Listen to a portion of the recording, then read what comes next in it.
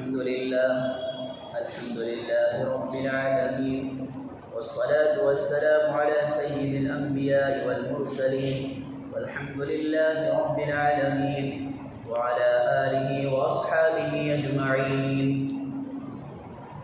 أما بعد، فأعوذ بالله من الشيطان الرجيم. بسم الله الرحمن الرحيم.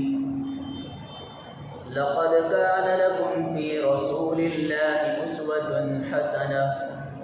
صدق الله العظيم. محترم حضرات، میں آج اب حضرات کے سامنے ایک مختصراً حضور صلی اللہ علیہ وسلم کی سیرت بیان کروں گا. دعا کریں کہ اللہ تعالیٰ مجھے صحیح کہنے اور ہم سب کو کہی ہوئی باتوں پر عمل کرنے کی توفیق عطا فرمائے، اور صحیح معنوں میں حضور صلی اللہ علیہ وسلم کی محبت ہمارے دلوں کے اندر عطا فرمائے. محترم حضرات، ہم نے کئی مرتبہ کتابوں میں بھی پڑھا سیرت، بیانوں کے اندر بھی سنا سیرت، لیکن سیرت کا مطلب کیا ہے؟ سیرت کا مطلب کیا ہے؟ سیرت کا مطلب یہ کہ حضور صلی اللہ علیہ وسلم کی ذات اقدس کی ولادت باسعادت سے لے کر وصال تک کہ آپ کی مکمل کامل زندگی اور پاکیزہ زندگی کو اور حیات طیبہ کو بیان کرنا اور سننا اور اپنی زندگی کے اندر بٹھانا اور اسی کے مطابق زندگی گزارنا، یہ ہے سیرت دوستو. کہ ہمارے نبی کے جو طریقے ہیں، ہمارے نبی صلی اللہ علیہ وسلم نے جس کے مطابق جس طریقے سے زندگی گزاری ہے، اسی کے مطابق ہماری زندگی گزرے دوستو. آج ہم دیکھیں ہماری زندگی کا کیا حال ہے. ہم لوگ حضور صلی اللہ علیہ وسلم کی سیرت سے کوسوں دور ہیں. آپ صلی اللہ علیہ وسلم کی ذات جس طریقے سے جامع اور صفات اور کمالات اور کامل اور مکمل تھی، اسی طریقے سے آپ صلی اللہ علیہ وسلم کی زندگی بھی پاکیزہ اور مبارک تھی دوستو. اور آپ صلی اللہ علیہ وسلم کی سیرت کا بیان کرنا، اس پر ایک علامہ نے فرمایا ہے کہ آپ صلی اللہ علیہ وسلم کی سیرت کا بیان کرنے کے لیے حضرت جبرائیل علیہ السلام کی زبان چاہیے، اور صدیق اکبر رضی اللہ تعالیٰ عنہ کا قلب اطہر چاہیے، اور حضرت نوح علیہ السلام کی مبارک عمر چاہیے. آج اگر حضرت نوح علیہ السلام کی مبارک عمر بھی مل جائے تب بھی آپ صلی اللہ علیہ وسلم کی مبارک سیرت کو بیان نہیں کیا جا سکتا. کیوں؟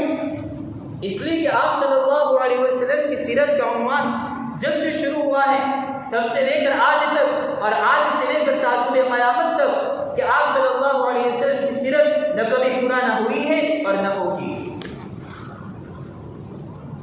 آپ صلی اللہ علیہ وسلم کی زندگی کو اٹھا کر دیکھو، معاملات کے بارے میں، اپنے گھروں کے بارے میں، اپنے دوستوں ساتھیوں کے بارے میں، ہر ایک کے ساتھ اخلاق کے ساتھ برتاؤ کرتے تھے. اسے حضرت انس رضی اللہ تعالیٰ عنہ روایت کرتے ہیں کہ آپ صلی اللہ علیہ وسلم کو سب سے زیادہ انسانوں میں اگر کوئی سب سے اچھا اخلاق والا تھا تو آپ صلی اللہ علیہ وسلم. یہ زندگی کہاں چلی گئی؟ ہمارے اندر سے اخلاق نکل چکے، عفو کا درگزر کا معافی کا سلسلہ ہمارے اندر سے نکل چکا. اسے تو کچھ صحابہ کرام نے حضرت عائشہ رضی اللہ تعالیٰ عنہ سے پوچھا کہ عائشہ ذرا بتاؤ تو صحیح کہ آپ صلی اللہ علیہ وسلم کی زندگی کا کیا حال تھا. حضرت عائشہ نے کیا جواب دیا؟ کہا کیا تم قرآن شریف نہیں پڑھتے ہو؟ کیا تم قرآن نہیں پڑھتے ہو؟ کیوں؟ اس لیے کہ قرآن کریم میں جو بھی موجود ہے وہی آپ صلی اللہ علیہ وسلم کی زندگی کے اندر موجود ہے. اس لیے اگر قرآن علم کی کتاب ہے، اگر قرآن علم کی کتاب ہے تو حضور صلی اللہ علیہ وسلم کی زندگی عملی کتاب ہے. حضور صلی اللہ علیہ وسلم کی زندگی عملی کتاب ہے. آج کا کوئی انسان دیکھ لو، ہر ایک انسان یہی چاہتا ہے تم کوئی بھی چیز بنانے کے لیے دو گے تو یہ کہے گا کہ پہلے مجھے نمونہ پیش کرو، پہلے مجھے نمونہ پیش کرو تاکہ میں اس طریقے سے شکل بنا کر اس طریقے سے بنا کر آپ کو دے دوں. تو اللہ پاک نے ہماری زندگی کو صحیح بنانے کے لیے ہمارے نبی لقد کان لکم فی رسول اللہ اسوۃ حسنہ کہ آپ صلی اللہ علیہ وسلم کو دنیا کے اندر بھیجا اور کہا کہ آپ صلی اللہ علیہ وسلم کی زندگی مطابق زندگی گزاریں. یہی دوستو زندگی ہے. حضرت ابو ہریرہ رضی اللہ تعالیٰ عنہ روایت کرتے ہیں کہ آپ صلی اللہ علیہ وسلم نے فرمایا کہ ایک مرتبہ حضرت موسیٰ علیہ السلام نے اللہ سے پوچھا کہ اللہ آپ کو آپ کے بندوں میں سب سے زیادہ عزیز اور سب سے زیادہ اچھا بندہ کون ہے؟ تو اللہ پاک نے فرمایا اے موسیٰ سب سے زیادہ عزیز اور سب سے اچھا بندہ وہ ہے جو لوگوں کو معاف کر دے، جو لوگوں کی غلطیاں کو معاف کر دے، لوگوں کو مہلت دے، یہ سب سے زیادہ عزیز اور سب سے اچھا انسان ہے. اسے حضرت انس رضی اللہ تعالیٰ عنہ فرماتے ہیں کہ میں نے حضور صلی اللہ علیہ وسلم کی 10 سال تک خدمت کی، لیکن کبھی بھی آپ کے نبی صلی اللہ علیہ وسلم نے اف تک بھی نہیں کہا. اگر میرے کام میں تو خلل آ جاتا، اگر نہ کرنے کے کام میں کر دیتا تو کبھی اللہ کے نبی نے یوں نہیں کہا کہ یہ کام کیوں کیا. اگر کرنے کے کام کو بھی نہیں کرتا تھا تو اللہ کے نبی نے کبھی یہ بھی نہیں کہا کہ اس کام کو کیوں نہیں کیا. یہ تھے ہمارے نبی کے اخلاق دوستوں. آج ہمارے اخلاق دیکھو دوستوں، آج ہم لوگوں نے نبی کی سنتوں کو چھوڑ دیا، نبی کے طریقوں کو چھوڑ کر زندگی گزار رہے ہیں. واقعات اللہ کے نبی کے حالات کو بھول چکے، طائف کے حالات کو، غزوہ احد کے حالات کو، کیسی کیسی ہمارے نبی نے ہمارے لیے تکلیفیں اٹھائی تھی. آج اس نبی کا امتی ہو کر نبی کی ایک ایک سنتوں کو چھوڑ رہا ہے، کوئی افسوس نہیں. صحابہ کا کیا حال تھا؟ اگر صحابہ کو پتہ چل جاتا کہ میری کسی غلطی کی وجہ سے اللہ کے نبی ناراض ہو گئے ہیں تو صحابہ بے چین ہو جاتے تھے. صحابہ بے چین ہو جاتے تھے. اور میرا اور آپ کا کیا حال ہے؟ پورا وقت پورا ایک ایک منٹ ہم نبی کی سنتوں کے خلاف زندگی گزارتے ہیں، لیکن ہماری زندگی کے اندر کوئی بے چینی نہیں، ہم کو کوئی افسوس نہیں. میرے بھائیوں، آپ صلی اللہ علیہ وسلم کا دنیا کے اندر آنا ہی یہ برکت والا وقت تھا دوستوں. ہم جانتے ہیں کہ جس وقت آپ صلی اللہ علیہ وسلم دنیا کے اندر نہیں آئے تھے اس وقت جزیرہ عرب کا کیا حال تھا. اس وقت کوئی حکومت کرنے کے لیے تیار نہیں تھا، ظلم و ستم کا دورہ تھا. جس گھر کے اندر اور بچے پیدا ہوتی تھی اس کو زندہ دفن کر دیا جاتا تھا دوستوں. یہ حال تھا دوستوں. آخر میں ہمارے نبی حضرت محمد صلی اللہ علیہ وسلم جب دنیا کے اندر پیدا ہوئے اس وقت کیا حال تھا؟ ان کی امی، ان کی والدہ بیان کرتے بی بی آمینہ کہ جس وقت میرے پیٹ کے اندر، میرے بطن کے اندر اللہ کے نبی محمد صلی اللہ علیہ وسلم تھے تو مجھے کچھ تکلیف نہیں ہوتی، کوئی احساس نہیں تھا، چاہے کتنی بھی اونچائی پر چڑھنا پڑتا. اور آپ صلی اللہ علیہ وسلم کی دنیا میں آنے سے پہلے تو ان کے والد بھی نہیں تھے، یتیم پیدا ہوئے تھے. الم یجدک یتیما فآویٰ، آپ کو یتیم پیدا کیا گیا، لیکن آپ صلی اللہ علیہ وسلم یتیم پیدا ہوئے لیکن بعد میں در یتیم بن گئے، یتیموں کے سردار بن گئے. یہ اخلاق سے بنا دوست. حضرت حلیمہ پہلے عرب کا رواج تھا کہ جس گھر کے اندر کوئی بچہ پیدا ہوتا تو دودھ پلانے کے لیے دوسروں کو لے جایا جاتا تھا دیہات کے اندر، تاکہ دیہات کے اندر جا کر وہاں کا نشو و نما اچھا ہوتا تھا. حضرت حلیمہ بیان کرتی ہے کہ طائف میں کچھ بنو سعد کی عورتیں مکہ کے اندر جا رہی تھیں دودھ پیتی ہوئے بچوں کو لینے کے لیے، اور کہتے ہیں کہ میرے پاس بھی ایک بچہ تھا لیکن میرے اندر نہ دودھ تھا، نہ میرے بچوں نہ جانوروں کے اندر دودھ تھا. 5 سال کا زمانہ تھا، بہت پریشان تھی. اور سب آپ صلی اللہ علیہ وسلم کے گھر پر جا کر سب عورتیں آتی تھی اور یہ جانتی تھی کہ یہ تو بچہ یتیم ہے، ہم کو کیا ہدیہ ملے گا. سبھی عورتیں یہ سمجھ کر واپس لوٹ جاتی تھی. آپ صلی اللہ علیہ وسلم کو کوئی نہیں اٹھاتا تھا، جی پتہ چلتا تھا یتیم ہے تو کوئی نہیں اٹھاتا تھا. پھر آخر میں حضرت حلیمہ کی باری آئی تو حضرت حلیمہ بھی واپس آئی، اپنے شوہر کے پاس آئی اور کہا کہ بچہ تو یتیم ہے لیکن مجھے شرم آتی ہے کہ میں خالی ہاتھ جاؤں. ان کے شوہر نے کہا کہ لے لو، اللہ برکت کرے گا، لے لو. یہاں سے حضرت حلیمہ نے آپ صلی اللہ علیہ وسلم کو اپنی گود میں لیا. جو اڑ رہی تھی، جو تیز رفتار بھی نہیں چل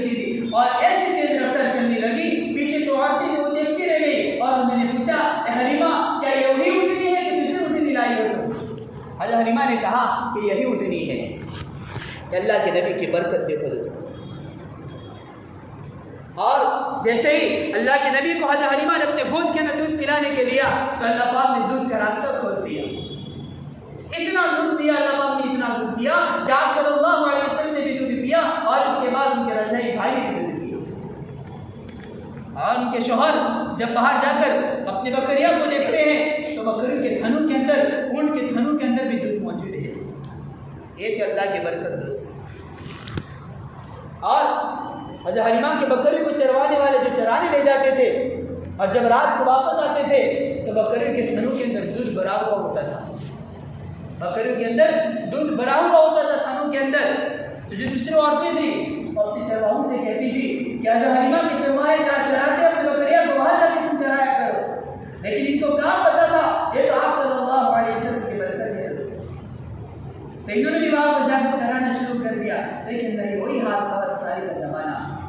اور یہاں حضرت حلیمہ کے بکریوں کے اندر دودھ سے بھرا ہوا تھن کے اندر. یہ کیا تھا؟ اللہ کے نبی کی برکت تھی دوستو. آج اسی نبی کے زندگی کو چھوڑ کر ہم زندگی گزار رہے تو ہمارے گھروں کے اندر کہاں سے برکتیں آئے گی دوستو؟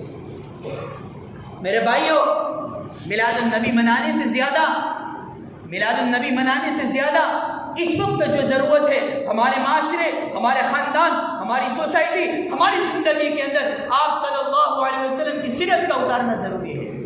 دیانت شریف منانا ضروری نہیں ہے، میلاد النبی منانا ضروری نہیں ہے، آپ صلی اللہ علیہ وسلم کی سیرت کا اتارنا ضروری ہے. میرے بھائیوں، میلاد النبی منانے سے نبی کی سیرت پیدا نہیں ہو جائے گی. میلاد النبی کی جھنڈی ہمارے گھروں کے اندر کھڑی کرنے سے ہمارے دلوں کے اندر نبی کی محبت پیدا نہیں ہوگی. نبی کی سنت اپنانے سے ہمارے دلوں کے اندر نبی کی محبت پیدا ہوگی. دوستوں ذرا بتاؤ تو صحیح، کیا اللہ کے نبی 63 سال زندہ رہے؟ کبھی اللہ کے نبی نے میلاد النبی منائی؟ صحابہ اکرام کتنے سالوں تک زندہ رہے؟ کبھی میلاد النبی منائی؟ 11 شریف کبھی منائی؟ 11 شریف کو راتوں میں کبھی مٹھائیاں بیچی؟ نہیں بیچی دوستو. امام ابو حنیفہ نے کبھی بیچی؟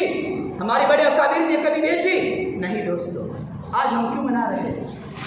تو پھر ہم کیوں منا رہے ہیں؟ ایک طرف کہتے ہیں یا رسول اللہ کے نعرے لگاتے ہیں اور سنت کا دیکھو تو داڑھی کٹی ہوئی ہے. ابھی کیا کہیں گے؟ رسول اللہ کا دعویٰ کریں گے. ہم تو رسول اللہ والے ہیں. کیا یا رسول اللہ ہے؟ ہم تو نبی کو ماننے والے ہیں. ارے نبی کو ماننے والوں چہروں پر داڑھی ہوتی ہے. میرے استاد نے ایک واقعہ سنا تھا داڑھی پر. وہ بیان کرتے کہ جب مجھے واقعہ پتہ چلا، میں نے اس کی تحقیق کی کہ جب تک مجھے واقعہ کی تفتیش برابر نہیں ملی تب تک میں واقعہ کو بیان نہیں کرتا تھا. انہوں نے کسی کتاب کے حوالے سے بیان کیا تھا. وہ فرماتے ہیں کہ ایک کفن چور ہوا کرتا تھا. وہ کفن چور ہوا کرتا تھے. قبرستان میں جا کر جو مردہ ہوتے تھے ان کے کفن کو چرایا کرتا تھا. وہ جو کفن چور تھا اس کو کسی ایک اللہ کے ولی نے پوچھا، کسی ایک اللہ کے ولی نے پوچھا کہ تو کفن چراتا ہے تو کیا تو نے اتنی قبریں کھودی جو کیا تو نے قبر کے اندر کوئی دوسری چیز دیکھی جو عجیب بات ہو؟ اس کفن چور نے کہا کہ ہاں مولانا، میں نے ایک چیز دیکھی کہ جتنی بھی قبریں کھودی سب کے قبروں کے اندر، اکثر قبروں کے اندر میں نے دیکھا کہ سب کے چہرے قبلہ کی طرف تھے. لیکن ایک کی قبر کھودی، اس کے قبر کھولنے کے بعد میں نے دیکھا کہ اس کا چہرہ قبلہ کی طرف نہیں ہے بلکہ قبلہ سے ہٹ کر دوسری جانب ہے. اور ہم جب میت کو قبر کے اندر رکھتے ہیں تو قبلہ کی جانب ہی رکھتے ہیں. تو میں نے دیکھا کہ اس کا چہرہ قبلہ کی جانب نہیں ہے، اس کا چہرہ قبلہ سے ہٹ کر ہے. تو پھر اس اللہ کے ولی نے جو میت تھی اس کے گھر والوں سے تحقیق کی، پوچھا کہ کیا حال تھا اس کی زندگی کا. تو بتایا کہ ہر عمل کرتا تھا لیکن اس کے اندر ایک طریقہ جو تھا وہ خراب تھا. وہ تھا اپنی داڑھی کو کٹوا دیتا تھا. وہ داڑھی کٹوا دیتا تھا. اس داڑھی کے کٹوانے کے نتیجے میں اللہ پاک نے اس کو اس کے قبر کے اندر سے جو چہرہ قبلہ کی طرف ہونے چاہیے تھا بلکہ قبلہ کی طرف نہیں رہا، قبلہ سے ہٹ کر دوسری جانب لوٹ گیا. میرے بھائیوں، ہم کس کے لیے داڑھی نہیں رکھتے؟ اپنی بیوی کے لیے. کل قیامت کے دن بیوی گواہ بنے گی. اللہ کے نبی کہاں سے سفارش کریں گے دوستو؟ اللہ ہماری حفاظت فرمائے کہ جب پل صراط کا وقت ہوگا، کہ جب آب کوثر کا وقت ہوگا، اگر اس وقت جب لائن لگی ہوئی ہوگی، اس وقت اگر جب تمام فرشتے ایک کو بھیجیں گے آب کوثر پینے کے لیے، اور اس وقت اگر اللہ فرشتوں نے ہم کو روک دیا تو اس وقت اللہ کے نبی کہیں گے کہ اللہ کے نبی جب فرشتوں سے کہیں گے اے فرشتوں تم کیوں نہیں آ رہے میری امت کو آنے دو پانی پینے کے لیے؟ فرشتے کہیں گے اے میرے نبی یہی آپ کی امتی ہے، یہی آپ کی امتی ہے، دنیا کے اندر رہ کر تو آپ کی سنت کے خلاف زندگی گزارتے تھے، سنت کے خلاف زندگی گزارتے تھے، چہروں پر داڑھی نہیں رکھتے تھے، اپنے لباس سنت کے مطابق نہیں تھے، ہر گانا سنتے رہتے تھے، گناہوں کے اندر لگے رہتے تھے، تو میں آپ کے ہاتھوں سے آب کوثر کیسے پلانے دوں گا؟ تو اللہ کے نبی کہیں گے ان کو میرے چہروں سے دور کر دو، ان کو میرے چہروں سے دور کر دو۔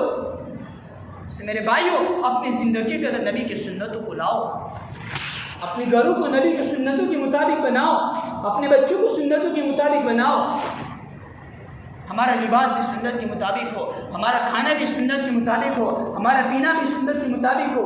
لوگ کہتے ہیں کہ مولانا ہم سنت کے مطابق کیسے زندگی گزاریں گے؟ بہت باری ہے سنت کے مطابق زندگی گزارنا۔ نہیں میرے بھائیو، حاجی انعام الحسن صاحب رحمۃ اللہ علیہ فرماتے ہیں کہ سنت پر عمل کرنا آسان ہے، کہا کہ تم جو بھی کام کرو اس کو سنت کے مطابق کرو، تم جو بھی کام کرو اس کو سنت کے مطابق کرو، پانی پی رہے ہو سنت کے مطابق پیو، کھانا کھا رہے ہو سنت کے مطابق پیو، نماز پڑھ رہے ہو سنت کے مطابق پڑھو، ہر کام جو بھی کام تم کرو اس کو سنت کے مطابق کرو تو تمہارا پینا بھی ہو جائے گا، تمہارا کھانا بھی ہو جائے گا، اس کے ساتھ ساتھ تم کو ثواب بھی ملتا جائے گا۔ اس میرے بھائیوں ہماری زندگی کے اندر نبی کی ایک سنتوں کو پیدا کرو تاکہ ہمارے دلوں کے اندر نبی کی محبت آئے، اور جب نبی کی محبت آئے گی تو اللہ کی محبت بھی آ جائے گی۔ اسی کا اللہ پاک نے خود قرآن کے اندر کہا ہے کہ قُلْ إِن كُنتُمْ تُحِبُّونَ اللَّهَ فَاتَّبِعُونِي يُحْبِبْكُمُ اللَّهُ۔ اللہ فرما رہے ہیں کہ تم میری محبت چاہتے ہو تو تم میرے رسول کی اتباع کرو، رسول سے محبت کرو، رسول کی بتائی ہوئی باتوں پر عمل کرو، تب جا کے تم کو اللہ کی محبت ملے گی۔ اللہ تعالیٰ ہم سب کو کہنے سننے سے زیادہ عمل کرنے کی توفیق عطا فرمائے، آمین۔